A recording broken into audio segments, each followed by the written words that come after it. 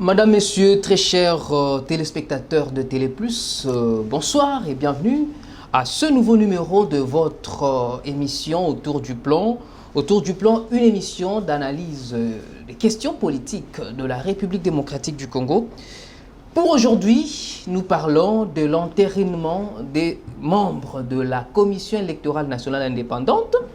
Il y a Denis Kadima qui a été entériné par l'Assemblée nationale avec son équipe, une équipe du moins incomplète, président de cette institution d'appui à la démocratie. Nous allons nous poser la question si cet entérinement de Denis Kadima et les autres a respecté la loi, respecté la procédure. Nous allons en parler tout au long de cette émission, mais également nous allons parler de RAM. RAM, je ne sais pas s'il s'agit d'une taxe ou d'une rémunération, comme l'avait dit le ministre. La question que nous allons nous poser est celle de savoir si le gouvernement est complice de cette escroquerie orchestrée à travers le registre des appareils mobiles. En dernier lieu, nous allons parler de l'incursion, une autre incursion de l'armée rwandaise sur le sol congolais. Est-ce que c'est la passivité du gouvernement, de l'autorité de Kinshasa ou une provocation? Ce sont là les questions d'actualité que nous allons analyser ce soir. Et pour en parler, nous avons sur ce plateau Maître Georges Kalonji, à qui nous disons bonsoir. Bonsoir, monsieur le journaliste, pour l'occasion que vous m'offrez de venir participer à cette émission et surtout de parler sur l'actualité de notre pays. Merci. Maître Georges Kalonji, vous êtes juriste de formation, avocat, mais vous n'intervenez pas en tant qu'avocat ici sur ce plateau.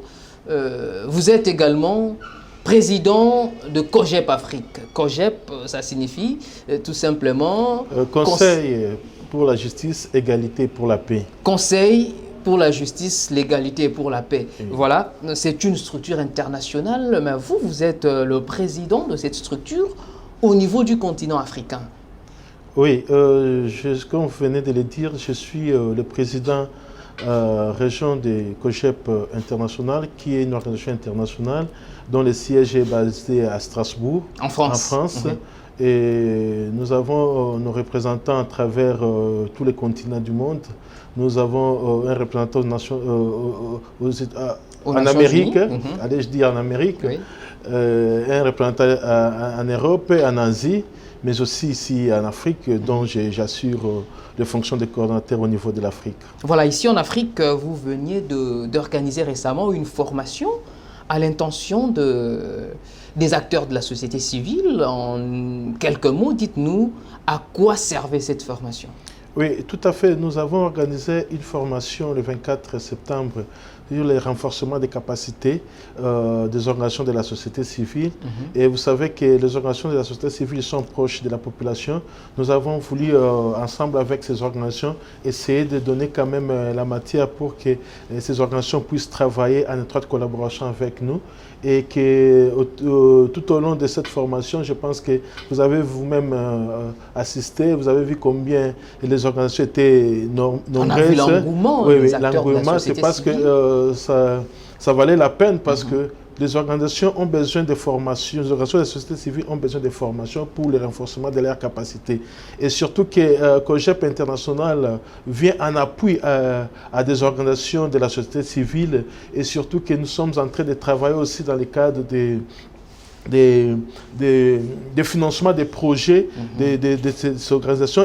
Ça valait la peine que nous procédons tout d'abord par la formation et puis faire le suivi après. Et vous aviez promis de faire le suivi sur terrain pour voir si réellement la formation que vous aviez dispensée à l'intention des acteurs de la société civile a été assimilée. Est-ce que vous êtes déjà sur terrain pour voir si l'assimilation de cette formation est bel et bien effective? Oui, cela est consécutif aussi aux besoins que les organisations de la société civile nous présentent. Comme vous le savez, nous sommes venus en appui à ces organisations.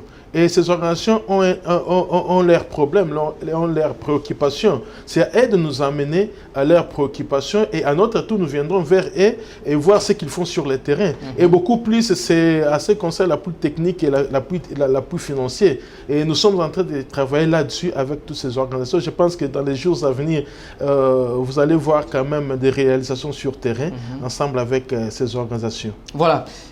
Passons maintenant à l'essentiel de notre émission. Ce soir, nous avions dit que nous commençons avec le dossier CENI. C'est le dossier qui a tenu tous les Congolais en haleine pendant plus d'une année, l'entérinement des animateurs de la CENI. Et bref, enfin, l'Assemblée nationale a tranché, l'Assemblée nationale a entériné Denis Kadima, président de l'Assemblée nationale, président de la CENI plutôt, avec certains membres. Selon vous, en tant que... Je rappelle qu'ici, vous intervenez en tout cas en tant que juriste, comme spécialiste de droit. Dites-nous un peu, maître Georges Kalonji, est-ce que cet entérinement a respecté la procédure? En fait, je voulais rectifier, j'interviens ici en tant que juriste, bien entendu, mais aussi en tant qu'analyste politique. Exactement. Donc voilà. En fait, nous avions tous suivi l'enterrement de Kadima par l'Assemblée nationale. Mais avant que je n'arrive là, il faut tout d'abord faire l'aperçu historique. Oui. Vous savez que, c'est très important. Vous savez que déjà, la mission de remplacer les remplaçants de Corneille Nangaa étaient dévolus aux confessions religieuses. Ce qui fait du coup, ces confessions devaient se retrouver pour éventuellement désigner celui qui devait remplacer Corneille Nangaa. Il s'est passé un problème entre quelques confessions religieuses. On rappelle bien, c'était l'ECC et l'Église catholique qui étaient contre les 6 autres. Tout à fait, les 6 contre les 2 et les 2 contre les 6. Mais ce fait que les 6 ont estimé, au regard de la charte qui les régissait, qu'ils devaient faire application de l'article 16 de la charte qui dit qu'en cas d'absence du président ou de son vice-président, la majorité des membres peuvent se réunir. Et puis, par la suite, à l'application de l'article 17 de la même charte, donc, et ils se sont appuyés sur ces 2 dispositions pour éventuellement désigner messieurs, les représentants et les remplaçants de messieurs Nangaa. Donc, il s'est fait qu'il n'y a pas eu consensus. Ils ont procédé par la désignation par vote, et ce qui a fait qu'ils ont envoyé la liste à l'Assemblée nationale. Mais où se pose le problème? C'est au niveau de l'Assemblée nationale. Il est clairement dit. Je crois que nous allons y arriver. Nous allons arriver sur l'Assemblée nationale. Mais permettez-moi quand même de vous relancer. Vous avez tantôt évoqué la dissension entre les acteurs des confessions religieuses. On a la jurisprudence, le cas Malonda, c'était pareil. Il y avait toujours 2 contre 6. Et cette fois-là, le chef de l'État avait dit que ben voilà, je ne signe pas l'ordonnance parce que il y a le président qui n'a pas signé le PV, le vice-président n'a pas signé le PV, donc je ne peux pas. Est-ce que là, à ce niveau ici? Bon, en fait, sur cette question, il y a eu des controverses, bien entendu, mais le contexte n'est pas le même. Donc, vous vous souviendrez que... Qu'est-ce qui a changé? Lorsqu'on a désigné Rossal Malonda, or, il était question que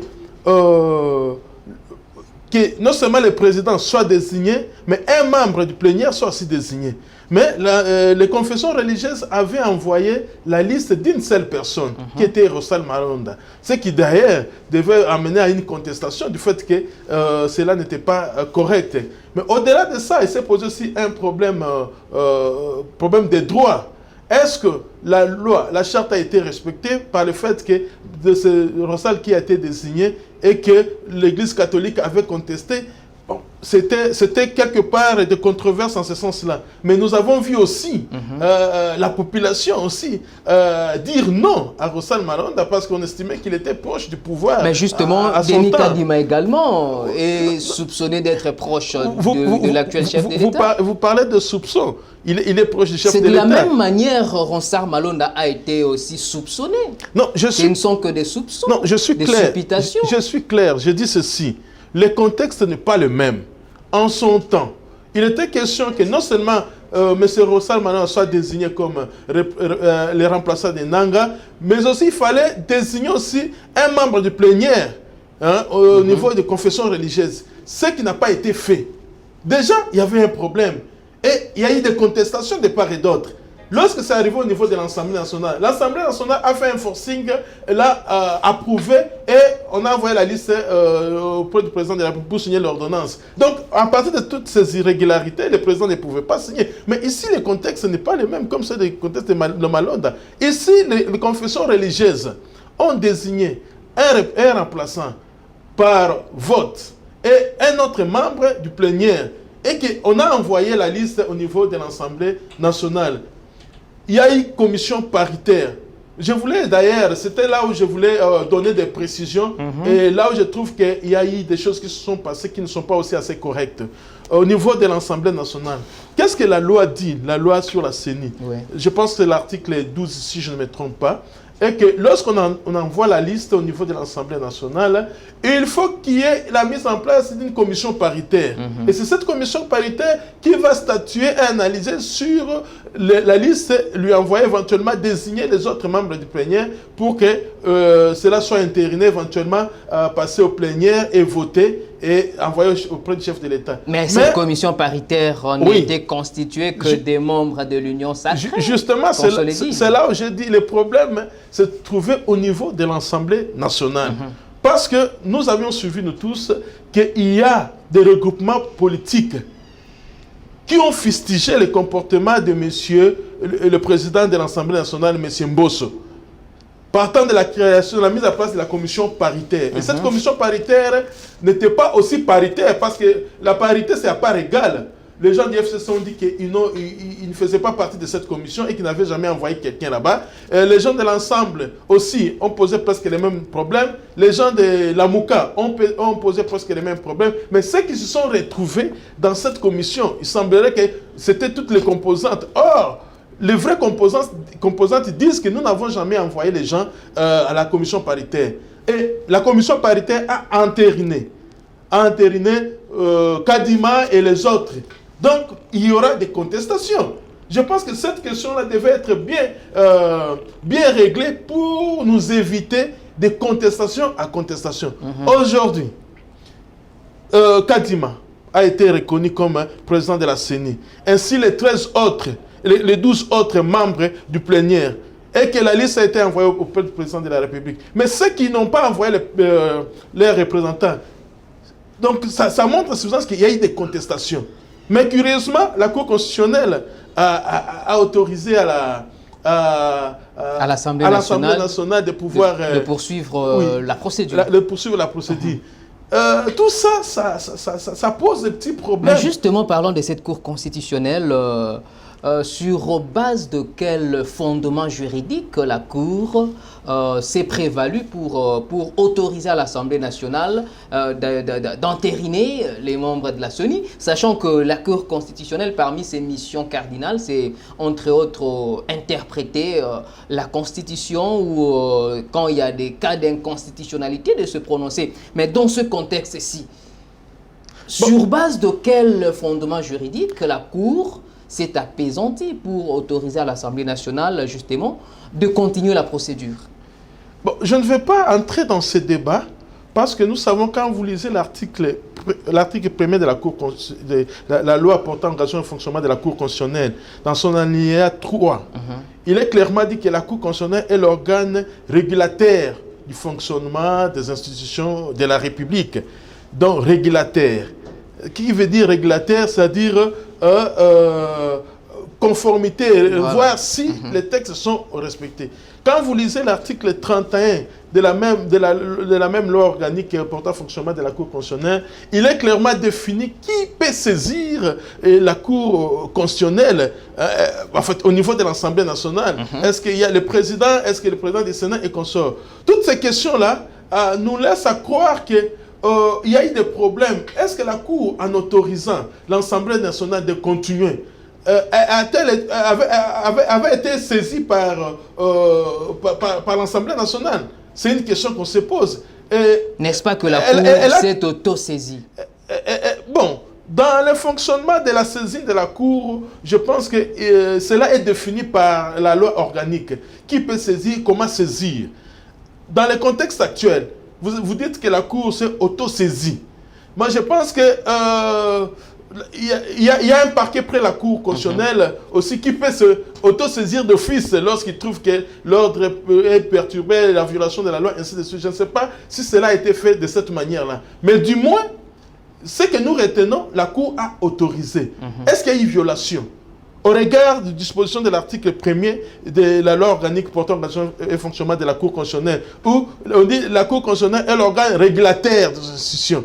Est-ce qu'il s'est référé par rapport à cette disposition pour voir, par rapport à la décision qui a été prise sur l'enterrement de Rossal Malonda, est-ce que l'Assemblée nationale devait arrêter, devait continuer à observer ou devait suivre son cours normal? Je pense qu'elle s'est basée aussi sur la base de cette disposition, mais sur d'autres jurisprudences aussi, je pense bien. Il y a aussi d'autres jurisprudences sur lesquelles s'est fondée la Cour constitutionnelle, mais ça frise quand même un débauchage quand il y a un membre de l'ensemble de Moïse Katumbi qui a été nommé parmi les membres du bureau de la CENI, mais l'ensemble de Moïse Katumbi dit n'avoir pas envoyé son délégué. Est-ce que cela ne frise pas un débauchage au sein de l'Union sacrée même? Mais c'est ça le problème. Je vous ai dit, il s'est posé tout d'abord un problème au niveau de la commission paritaire. Vous savez qu'il y a eu des groupes parlementaires qui n'ont pas envoyé leurs représentants là-bas. Mais lorsque le professeur Mbata, qui était le président de la commission paritaire, réunissait tout le monde, il disait qu'il y a bel et bien les membres de toutes les composantes. Mais certaines composantes ne reconnaissent pas avoir envoyé leurs représentants là-bas. Il se pose un problème. Et si c'est un problème de débauchage et que ceux qui sont allés là-bas, ils sont allés sur base de quel mandat?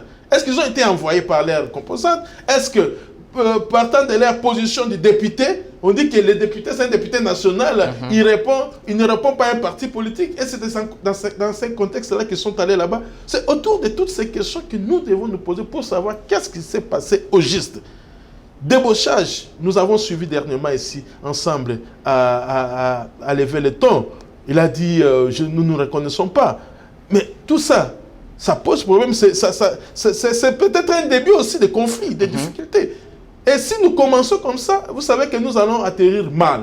Il faut créer un cadre de concertation pour essayer de dissiper tous ces malentendus, afin que nous puissions atterrir en douceur. Au cas contraire, il y aura des contestations et les choses ne vont pas avancer. Atterrir en douceur, Maître Georges Kalonji, il y a le FCC de Joseph Kabila qui n'a pas envoyé ses délégués pour le compte de l'opposition. Il y a Ensemble de Moïse Katumbi qui dit n'avoir pas envoyé son délégué pour le compte de l'Union sacrée.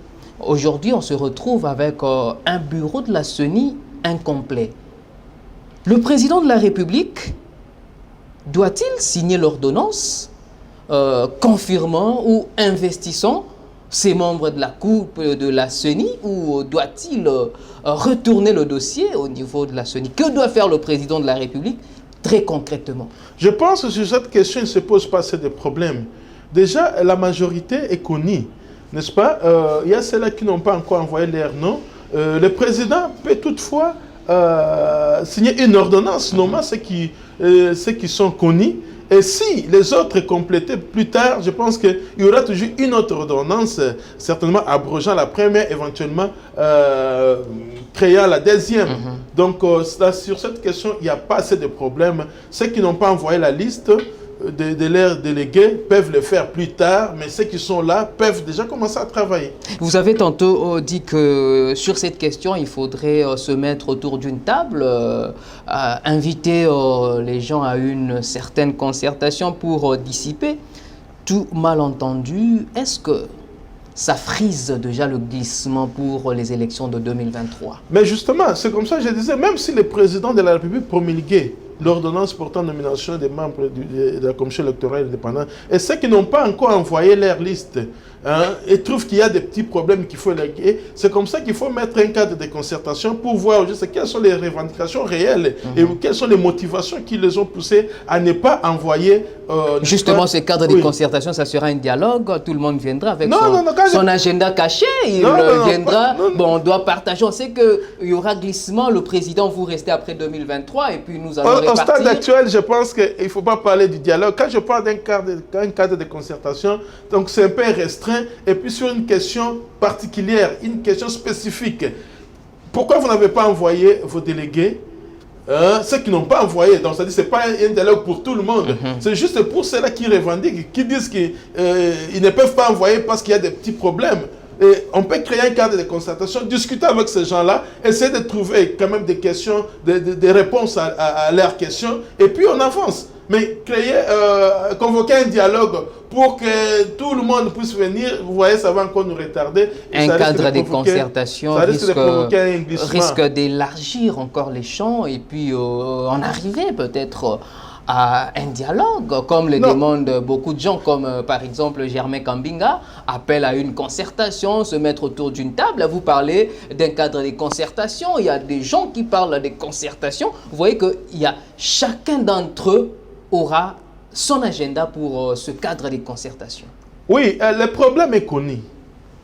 Le problème est connu, c'est le problème des animateurs de la CENI. C'est ça le problème.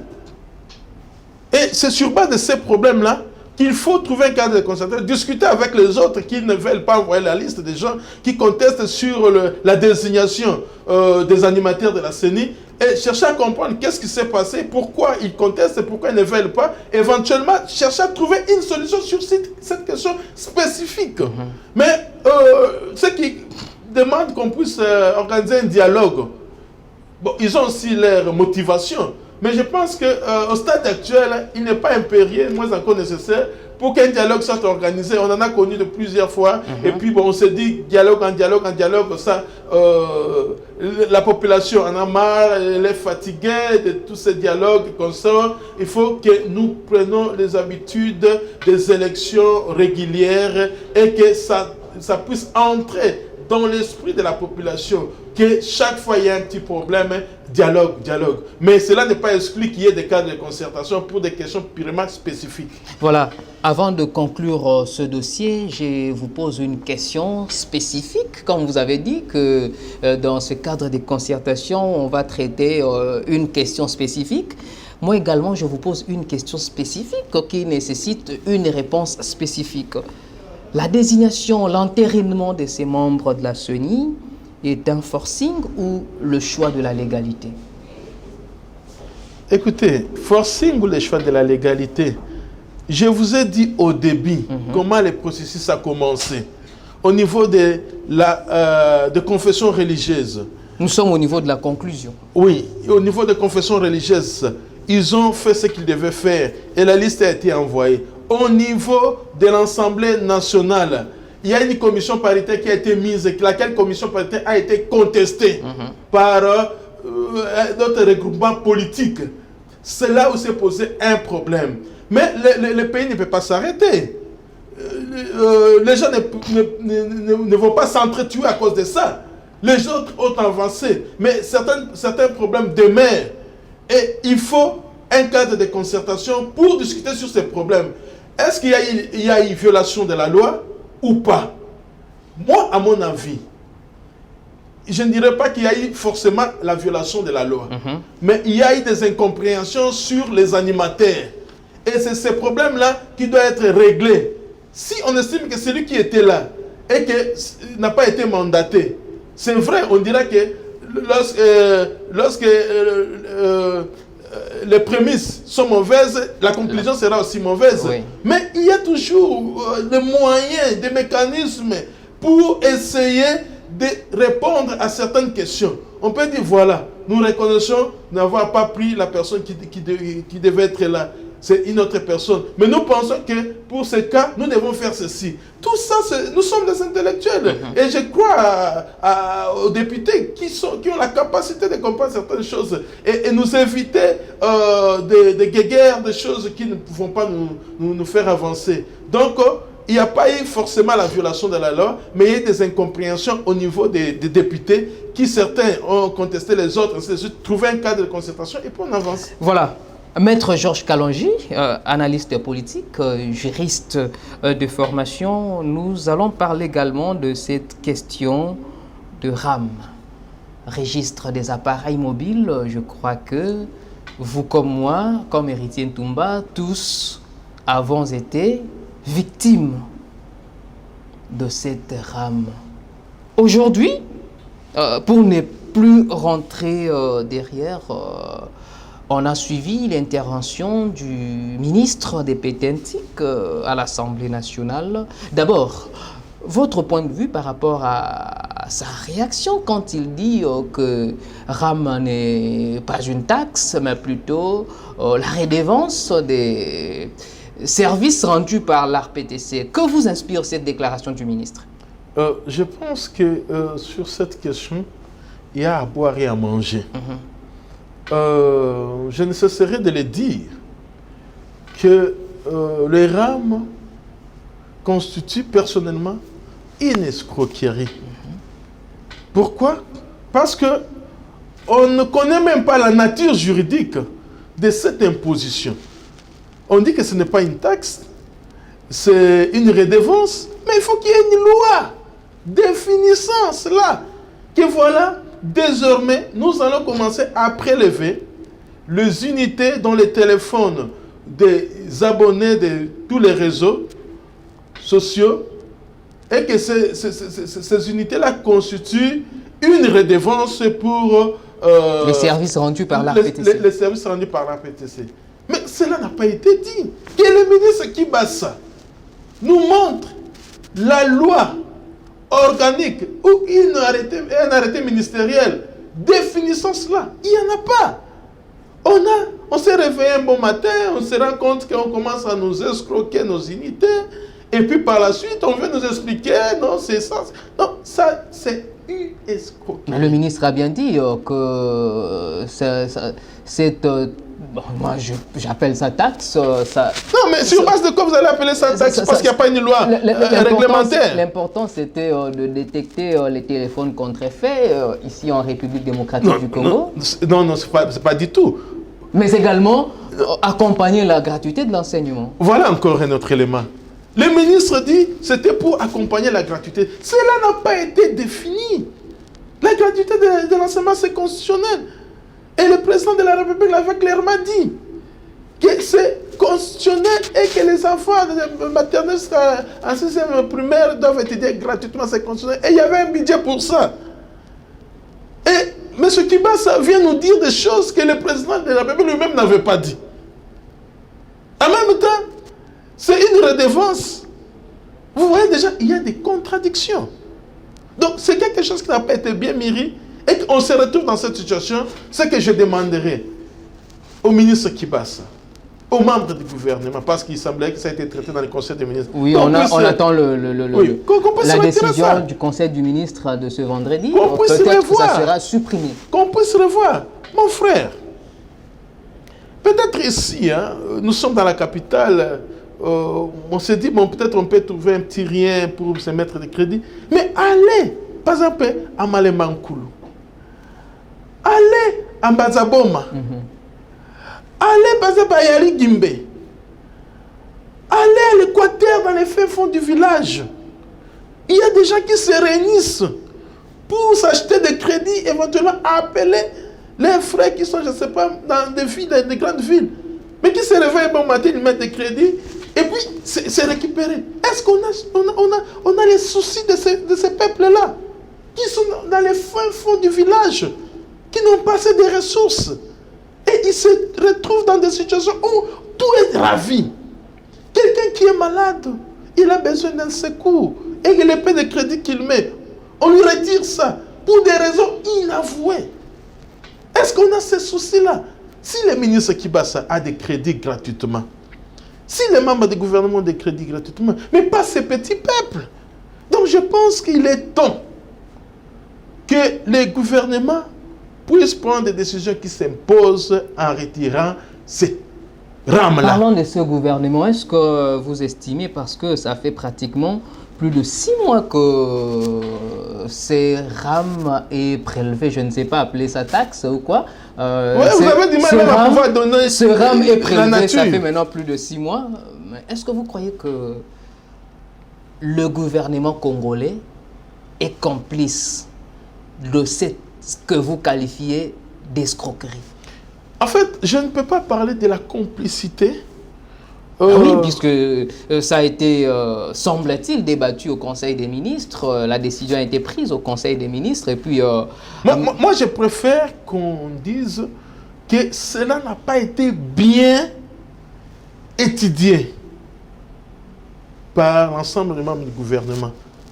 On n'a pas mesuré les conséquences que cela pouvait occasionner. Nous sommes tous citoyens d'un pays. Nous avons l'obligation de payer des taxes et des impôts. Parce que nous sommes tous assujettis.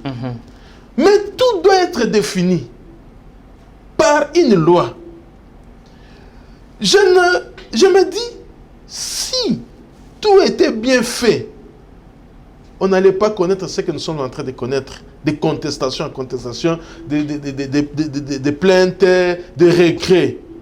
Mais si l'État avait pris son temps à bien étudier la question, je pense qu'on pouvait bel et bien prélever, mais sans que les citoyens ne puissent sentir le coup. Ici, il y a eu des contestations parce que nous sentons ces coups-là. Moi, je me retrouve, je mets comme ça, on me ravit tout. Je ne sais pas où je vais aller me plaindre parce qu'on me dit que c'est une décision du gouvernement. Mais ça devait être bien étudié pour éviter que nous puissions nous retrouver dans cette situation. Est-ce que vous estimez qu'avec tout ce qui vient de se passer, le ministre Augustin Kibasa devait démissionner? Si seulement la responsabilité lui est incombée, il doit démissionner. Mais seulement, il a dit, c'était une décision prise lors du Conseil des ministres. Donc, il ne voit pas pourquoi il doit démissionner parce que c'était la décision du Conseil des ministres et que s'il faut démissionner, il faut que tous les gouvernements puissent démissionner. Donc, à partir du moment où c'est une décision qui a été prise au Conseil des ministres, il ne peut pas démissionner. Il ne peut pas démissionner parce que la balle revient au Conseil des ministres et dès qu'on prend la décision, il ne fera qu'entériner. Georges Kalonji, nous avions suivi avant la plénière de l'audition des réponses du ministre. Les députés de l'Union sacrée se sont réunis quelque part dans un hôtel de la place en compagnie du Premier ministre. Et il y a l'un d'entre eux qui a pris la parole. Je cite son nom, il s'agit de Jean-Marc Kabound, premier vice-président de l'Assemblée nationale et président AI de l'UDPS. Jean-Marc Kabound a dit qu'il faut laisser Kibasa tranquille. Le taxe n'est pas géré par Kibasa. Le RAM n'est pas géré par Kibasa. Le RAM est géré par le président de la République. Peut-être c'était une façon pour intimider les députés de ne pas faire tomber Kibasa. Mais c'est un aveu quand même très grave. Est-ce que vous croyez qu'avec cet aveu de Jean-Marc Kabound, il a exposé le chef de l'État? Mais ça paraît aussi être contradictoire, parce que la compétence est d'attribution. Donc, si le ministre Kibasa a été convoqué, donc on suppose que ça relève de ses compétences. Parce que le président de la République n'est pas redevable devant l'Assemblée nationale. D'une part aussi. Et il a dit ça. Nous avons suivi, nous tous. Mais c'est le ministre Kibasa qui a été convoqué. Et le ministre lui-même, Kibasa, n'a pas dit ça. Il n'a pas dit ça. Il faut voir les textes réglementaires. Est-ce que ce service-là est attaché à la présidence? Et s'il est attaché à la présidence, qui devait répondre? Certainement, l'ARPTC est attaché, est un service rattaché au président de la République. Mais oui, si l'ARPTC est attaché à la présidence de la République, mais géré par qui? Je vous donne par exemple l'exemple de l'IGF. L'IGF est attaché à la présidence de la République. Elle a une autonomie administrative, une autonomie financière, de même avec l'ARPTC. Oui, bien sûr, mais elle travaille en étroite collaboration avec le ministère des Finances. Donc, il y a certaines prérogatives qui se retrouvent dans la gestion. Donc, il peut arriver aussi que, pour le cas de l'ARPTC, qu'il y ait certaines prérogatives qui se retrouvent avec le ministère que gère M. Kibasa. Des Pétentik. Des Pétentik. Donc, quelque part, si Kibasa est venu, donc il se reconnaît aussi une autorité indirecte de cette structure-là. Donc le chef de l'État n'y est pour rien. Écoutez, ne me posez pas des questions sur des choses que nous ne maîtrisons pas assez bien. Parce que il faut voir les textes réglementaires, comment cette structure-là est organisée, comment elle fonctionne, et ça relève de quelles compétences administratives, et puis sous quelle tutelle. Tout ça, il faut examiner, il faut lire, il faut voir. Mais moi, je sais que c'est le ministre Kibasa qui a été invité et il a répondu à toutes les questions relatives à cette question des rames. Et vous, les députés, comme la population, ont eu les réponses sur ça. Et puis, il n'a pas dit que c'était la présidence, il a dit que c'est le conseil des ministres qui avait pris la décision et qui revenait au conseil des ministres de pouvoir prendre une autre décision en levant le RAM. Au cas où le RAM était supprimé, estimez-vous que la population doit réclamer les dommages et intérêts parce qu'elle a subi quand même cette injustice? Oui, je l'ai dit au début, j'ai dit il s'agissait là d'une escroquerie. Parce que nous n'avons pas été avisés. Et puis, la manière dont on a retenu nos unités, sans notre volonté, sans notre consentement, et il s'agit de... Nous sommes victimes. S'il faut qu'il y ait des réparations, tout fait quelqu'un porte préjudice à autrui. Demande à celui qui a causé ce préjudice de pouvoir réparer. Donc, on doit tout d'abord commencer par nous restituer nos unités. Puis, éventuellement voir dans quelle mesure on peut réparer. Et la réparation, tout dépend du gouvernement. Est-ce qu'on va dire, bon, 1 mois de gratuité de communication? Ça, c'est d'ailleurs peut-être une proposition.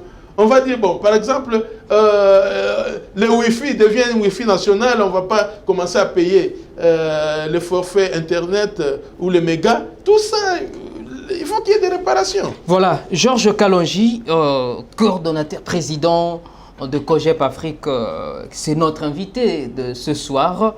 Nous allons parler cette fois-ci de cette incursion des... L'armée rwandaise en République démocratique du Congo, ça fait quand même beaucoup. À chaque fois, la RDC a toujours été victime de l'incursion des armées étrangères. Est-ce que, Georges Kalonji, on peut parler de la passivité de nos forces de sécurité? Bon, nous avons tous suivi hier que les troupes rwandaises ont envahi. C'est l'armée régulière. L'armée régulière, ne sont pas des groupes rebelles, quand même. L'armée régulière a envahi la partie est de notre pays. Déjà, sur le plan légal, il s'agit d'une agression, s'il faut le dire ainsi. Parce que cette armée n'a pas été invitée. Il n'y a pas eu des mouvements suspects où des rebelles qui sont au Congo sont allés attaquer les Rwandais pour que l'armée rwandaise puisse entrer dans notre pays. Il s'agit là d'une agression. Donc je pense que le gouvernement doit interpeller le gouvernement rwandais, les autorités rwandaises, pour qu'elles s'expliquent sur cette question. Pourquoi leurs armées sont venues au Congo, d'une part. D'autre part, est-ce que notre armée continue à être faible pour être surpris de ce que nous avons suivi. Vous savez que le Nord Kivu est sous l'état de siège. Surtout. Je suppose que nos militaires sont aux aguets. Nos militaires veillent sur cette partie-là. Parce que nous sommes en train de traquer les forces négatives. Donc, comment expliquer qu'une armée peut entrer, aller même jusqu'à 5 km du territoire national sans que l'armée congolaise ne puisse agir? Est-ce qu'il y a une carence, il y a un manque de militaires dans ce secteur-là? Est-ce qu'il y a une complicité? Ce sont des questions que nous posons. Mais du moins, nous avions appris que nos militaires ont réagi. Tardivement. Tardivement, oui, mais ils ont quand même... Les troupes étaient déjà entrées sur le territoire national. Ils ont réagi et que l'armée rwandaise s'est retirée. Et ils ont occupé les endroits que les militaires rwandais avaient occupés. Il reste maintenant une question diplomatique. Que le gouvernement rwandais doit fournir des explications nettes au gouvernement congolais. Parlons justement pour clarifier les choses. Mais au cas contraire, le gouvernement congolais doit considérer ça comme étant une agression. Et vous savez, lorsqu'une agression, vous êtes victime d'une agression, on doit saisir le Conseil de sécurité des Nations Unies pour voter une résolution affirmant effectivement que le Congo a été agressé et puis des mesures qui s'imposent, des sanctions au niveau international soient infligées au gouvernement rwandais. Parlant justement de cette interpellation du gouvernement rwandais par le gouvernement congolais, Georges Kalonji, on a constaté depuis un certain temps, quand la RDC est attaquée par le Rwanda, la RDC, au lieu de réagir, de faire une sortie tonitruante sur le plan diplomatique, on sent une RDC beaucoup plus docile vis-à-vis du Rwanda. Qu'est-ce qui ne va pas? Non, en fait... c'est une stratégie ou impuissance diplomatique? Je pense que c'est une stratégie. Parce que vous savez, il y a les mécanismes au niveau de l'Est, un mécanisme qu'on a mis en place pour le contrôle des mouvements des troupes et consorts. Lorsqu'il y a des agressions, c'est sur ces bases, ces structures-là qui est habilitée à pouvoir vérifier, contrôler et prendre une position. Diplomatiquement parlant, je pense que le gouvernement devait interpeller les ministres des Affaires, l'ambassadeur rwandais, mais aussi laisser à ces mécanismes-là sur la vérification et le contrôle des mouvements rebelles ou des troupes au niveau de l'Est, puissent se pencher sur cette question. Et puis, lorsque nous aurons des réponses nettes, le gouvernement peut agir. Mais sur le plan international, comme je l'ai dit... il faut saisir le Conseil de sécurité des Nations Unies. Oui, il faut que le gouvernement puisse... saisir le Conseil de sécurité, poser ses problèmes et puis qu'il y ait des sanctions aussi. Mais quand vous parlez... On ne peut pas permettre aussi à tout moment que le président rwandais puisse, il se réveille le matin, bon matin, il se dit, bon, je dois aller un peu me promener au Congo en envoyant mes troupes et puis bon, et ça reste comme ça. À un moment donné, il faut qu'il y ait des sanctions. Mais quand vous parlez d'une stratégie diplomatique de la part de la RDC, Georges Kalonji, ça fait un peu trop. On a suivi, ce n'est pas la première incursion de l'armée rwandaise en République démocratique du Congo. Doit-on continuer avec cette stratégie de sourd-muet ou il faut changer de stratégie? Puisque là, apparemment, ça ne va pas. Vous voulez quelle stratégie, monsieur le journaliste? Je vous ai dit clairement, sur le plan diplomatique, les gouvernements doivent hausser les tons.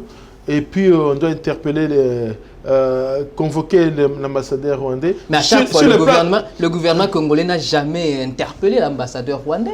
Non, on a d'ailleurs suivi récemment, avec les massacres dans la partie Est, le Rwanda avait totalement nié son implication. On a suivi les sorties médiatiques et de Paul Kagame et de son ambassadeur ici, Vincent Karega. Aucune réaction de la part de Kinshasa. Je l'ai dit, peut-être c'est la stratégie du gouvernement. On ne peut pas se comporter comme les Rwandais. Hein? On ne peut pas se comporter comme les Rwandais. On se réveille et puis on envoie aussi nos troupes là-bas. Non.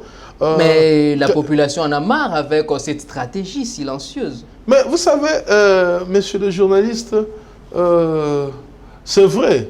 Chaque chose a un début et une fin. le Rwanda, auparavant, ils venaient faire des incursions matin, midi, soir et chaque jour. Mais ce n'est plus le cas pour le moment. Et vous avez vu que les troupes rwandaises se sont retirées. On ne vous a pas expliqué comment elles se sont retirées. L'armée congolaise a intervenu.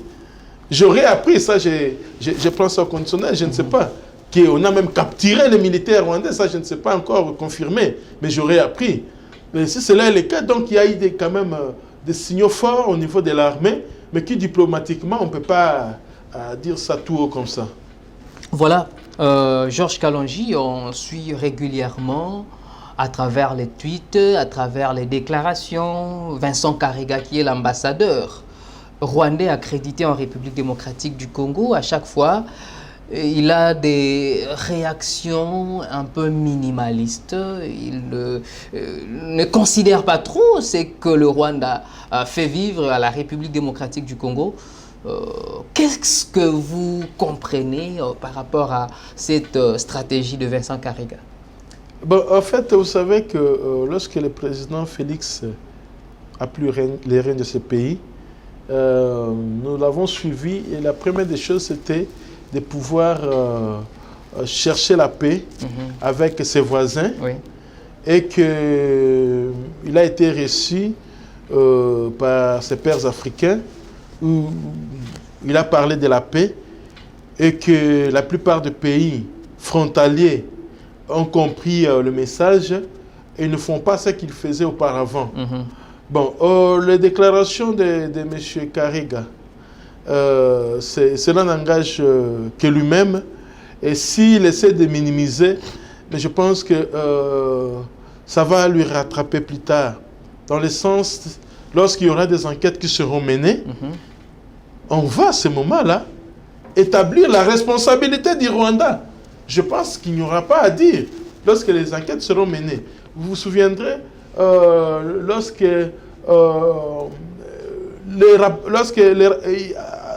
à ce qui concerne les rapports mapping, voilà. Le rapport mapping avait dit que les Rwandais étaient impliqués dans le pillage des ressources minières du Congo, et puis dans la tuerie, ainsi de suite. Ça, c'est les rapports mapping, les rapports des Nations Unies. On peut bon nier, on peut bon dire que ce n'est pas vrai, mais le rapport est là. Et le gouvernement congolais se penche sur ces rapports-là. Aujourd'hui, il dit qu'il essaie de minimiser. Mais il y aura des enquêtes qui seront menées. Et à partir du moment où il y a des enquêtes et qu'on arrive à établir la responsabilité du Rwanda, qu'est-ce que ce dernier dira encore?